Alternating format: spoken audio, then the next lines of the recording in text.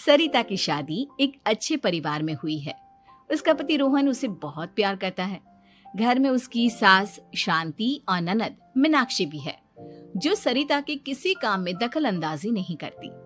लेकिन फिर भी सरिता को ऐसा लगता है कि दुनिया की सबसे ज्यादा बेचारी बहू वही है और सबसे ज्यादा अत्याचार उसी पर हो रहा है। माँ जी, ये लीजिए आपकी चाय। अरे बहू, तूने इतनी ज्यादा चीनी क्यों डाल दी चाय में? हाय हाय माँ जी, मैंने तो उतनी ही मीठी बनाई है जितनी मीठी आपको पसंद है। माँ जी, आपको तो मेरे हाथ की चाय अच्छी ही नहीं लगती। जब देखो कुछ न कुछ कमी निकाल ही देती हो। अरे बहू, तू एक बात के पीछे ही पड़ जाती है। मैंने ऐसा कब कहा कि तू रोज चाय खराब बनाती है?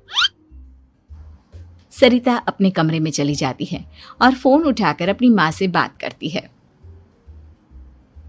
हेलो माँ, कैसी हो आप? क्या कर रही हो? मैं तो ठीक हूँ, पर तू बता, तेरा मूड कैसा है? तेरी आवाज से लग रहा है कि कुछ तो हुआ है तेरे ससुराल में। अरे क्या बताऊँ माँ, यहाँ तो हर समय मेरे साथ बहुत बुरा व्यवहार होता है। मैंने अपनी सास के लिए इतनी अच्छी चाय बनाई, लेकिन मेरी सास चाय पीते ही मुझे 4 बातें सुना दी। बेटी, तू इतनी छोटी छोटी बातों पर ध्यान ही क्यों देती हो? तुम्हारी सास ने कुछ बोल भी दिया तो क्या हो गया, वो बड़ी है ना तुझसे। माँ ने इतना समझाया, लेकिन इस बात का सरिता पर कोई असर नहीं हुआ। अपनी बेचारी बहू की छवि वो बदलना ही नहीं चाहती। अगली सुबह सब नाश्ते के टेबल पर बैठकर नाश्ता कर रहे थे, तभी सरिता ने अपने पति से कहा, सुनिए जी, मुझे ना आज बाजार से कुछ सामान लेकर आना है। आज आप ऑफिस से आने के बाद मुझे लेकर चलना ना। भाभी, मुझे भी कुछ किताबें खरीदनी है। आप दोनों जा ही रहे हो तो मेरी किताबें भी ले आना। लो, अभी तो बात ही की है बाजार जाने की, तो एक फरमाइश आ गई। माँ जी, आप भी बता दो कुछ, और हाँ, मोहल्ले वालों से भी बोल दो अगर वो कुछ मंगवाना चाहते हो तो। बेचारी मीनाक्षी अपना सा मुंह लेकर रह गई। ये सब देखकर रोहन से चुप नहीं रह गया और वो गुस्से में बोला, सरिता, क्या हो गया है तुम्हें? मीनाक्षी ने तो सिर्फ किताबों के लिए बोला है। तुम्हें मीनाक्षी से इस तरह से बात नहीं करनी चाहिए। माफी मांगो उससे अभी। क्या? मैं माफी मांगू? दिन भर आपके घर के काम करूं मैं, आपकी और आपके घर वालों की बातें सुनूं मैं, और अब माफी भी मैं मांगू? ऐसा कभी नहीं हो सकता। ये बोलकर सरिता वहां से चली जाती है। एक दिन उनकी पड़ोसन घर आती है। अरे सरिता, क्या कर रही है? और क्या करूंगी भाभी जी, बस घर का काम ही कर रही हूँ। आप बताओ कैसे आना हुआ? अरे मैं तो तुम्हारा हालचाल पूछने आई थी, लेकिन तुम तो बिजी लग रही हो। कोई बात नहीं, मैं बाद में आ जाऊंगी। और क्या करूं भाभी जी, जब से शादी होकर आई हूँ ना, बस काम ही कर रही हूँ। और इस घर में ना कोई मेरी कदर नहीं करता। पति है जो बस घर से ऑफिस, ऑफिस से घर। ननद को तो कॉलेज से फुर्सत नहीं। बची सास तो उनका सारा समय मेरी गलतियां निकालने में लग जाता है। अरे ये क्या कह रही हो सरिता? तुम्हारी सास तो पूरे मोहल्ले में तुम्हारी तारीफ करती फिरती है कि तुम बहुत अच्छी हो, पूरा घर तुम्ही ने संभाल रखा है।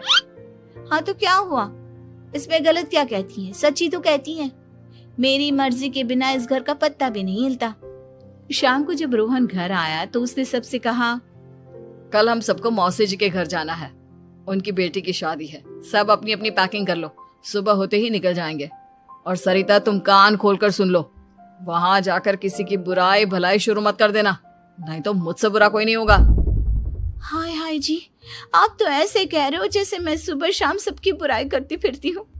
आज तक कोई कह नहीं सकता कि मैंने किसी के पीठ पीछे किसी के बारे में कोई बुरी बात बोली हो तो।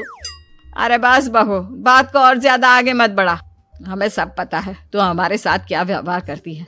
ये बात घर तक रखना, शादी में किसी को कुछ मत बोलना, नहीं तो सब कहेंगे कि शांति की बहू कितना बोलती है। हाँ हाँ, सब कुछ तो मैं ही बोलती हूँ ना।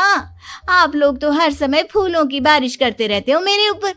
सारी गलती मेरी है जो मैं इस घर में आई। सबका कितना ध्यान रखती हूँ, लेकिन फिर भी मेरी तो आप लोगों की नजर में कोई कदर ही नहीं है। अगली सुबह सब लोग मौसी जी के घर पर चले जाते हैं। वहां पर शादी का माहौल होता है। सब जगह चहल पहल होती है, बहुत सारे मेहमान आए हैं। सरिता को वहां बहुत अच्छा लग रहा है। वो अपने मन में सोचती है, यहाँ कितना अच्छा लग रहा है, कितनी रौनक है। मैं यहाँ किसी से ज्यादा बात नहीं करूंगी। अगर मेरे मुंह से कुछ ऐसा वैसा निकल गया तो रोहन जी तो मुझसे गुस्सा हो जाएंगी। सरिता ये सब सोच ही रही थी कि वहां रोहन की कजिन साक्षी आ गई और सरिता से बोली, आप सरिता भाभी हो ना?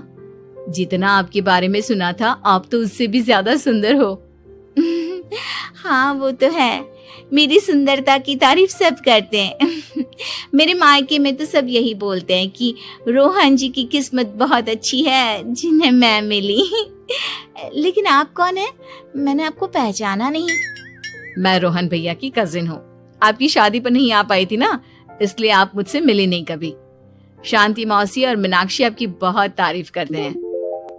क्या कहा तुमने? मेरी तारीफ? कभी नहीं। मेरे ससुराल वाले कभी मेरी तारीफ कर ही नहीं सकते। मैं इतनी अच्छी हूँ, मेहनती हूँ, लेकिन उन्हें तो मेरी कदर ही नहीं।